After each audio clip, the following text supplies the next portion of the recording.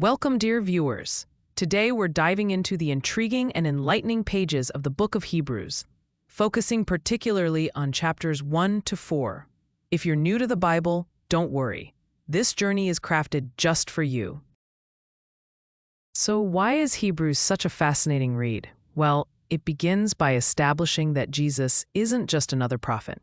Chapter 1 hits us with the revelation that Jesus is much greater than the angels, calling him the radiance of God's glory and the exact representation of his being.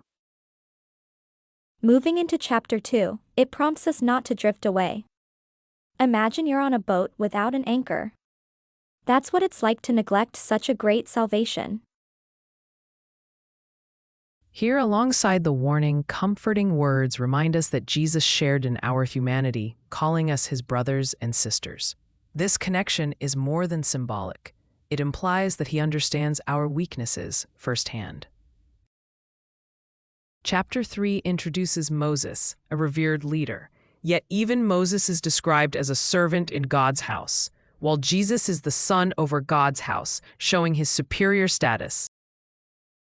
There's a powerful urging here. Today, if you hear his voice, do not harden your hearts.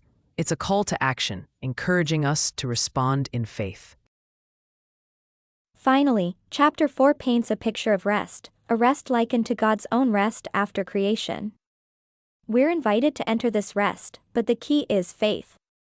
The chapter closes with hope, reminding us we have a high priest, Jesus, who empathizes with our struggles, as he has faced temptations without sinning.